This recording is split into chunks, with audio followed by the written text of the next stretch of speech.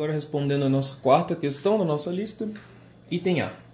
Essa situação, quando nós estamos envolvendo, uma inequação está quociente, né, nós temos um quociente para ser resolvido, o que eu aconselho e um método muito interessante para a resolução desse tipo de item? Você vai pegar o numerador dessa expressão e vai chamar como se fosse uma função. Então você vai falar que f de x é igual a 2x mais 1. E qual o próximo passo, né? O próximo passo é observar o seguinte: essas estruturas são montadas assim. Nós precisamos saber qual é o comportamento dessa função no eixo de x. Como assim? No momento que ela toca em x. E como é que eu posso descobrir isso?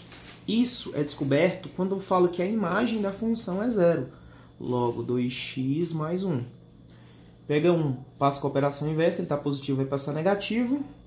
Então, ficou menos 1 igual a 2x, então x igual a menos 1 meio. Isso implica dizer, pessoal, que isso, quando ela chegar numa função de reta, ela vai estar assim. Tá aqui o eixo de x, o eixo das abscissas. Aí você pega, por exemplo, e passa a sua respectiva reta aqui, ó. Professor, como você sabe que a sua reta tem esse comportamento? Porque é o seguinte, ó, ela é positiva, coeficiente 2. Então, isso implica dizer que nesse ponto, como aqui é a reta x, isso aqui vai valer menos 1 meio, né? Menos meio. E isso indica dizer também que é o seguinte: todos os pontos superiores a menos meio vão gerar valores positivos, ó.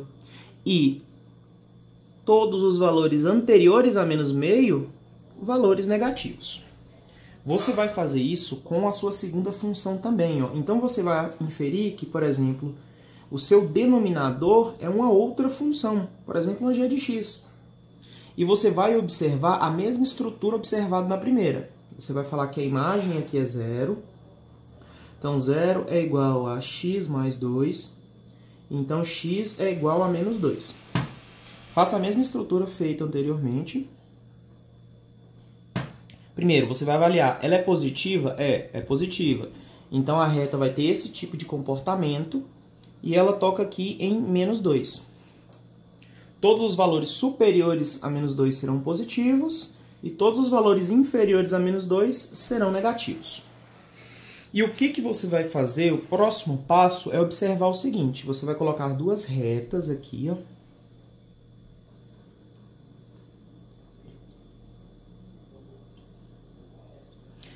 Uma dica é o seguinte: sempre você começa pela menor, menos 2. No caso, a nossa g de x, né? Ó, então, isso aqui seria a nossa reta g de x e aqui a nossa reta g de x. Agora você vai fazer o seguinte: você vai marcar os pontos. Por exemplo, essa reta aqui, menos 2, vou colocar ela aqui, ó.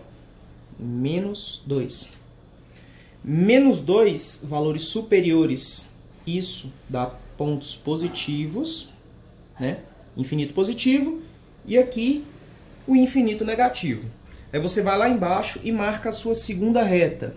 Vou colocar ela aqui, ó, por exemplo, menos meio. Aqui, menos, vou colocar aqui do lado, menos meio. E vai fazer a mesma coisa, ó. Positiva, negativa. Como assim? A partir do ponto menos 2, pontos superiores a ele serão sempre positivos. Inferiores, sempre negativos. Aqui também, superiores a menos meio, positivo, inferiores, negativos. Você vai pegar a reta, fazer uma reta aqui embaixo, que vai ser a sua resposta. E vai fazer o seguinte: você vai descer uma linha, desde o início lá, por exemplo, ó, tocando as duas, ó, e vai pensar o seguinte, ó. Vai fazer jogos de sinais, ó. Por exemplo, como ele quer que a nossa expressão seja maior do que zero, mais vezes menos dá menos. Não é interessante para mim. Só que menos vezes menos dá mais, ó. Todo esse trecho aqui do infinito é resposta.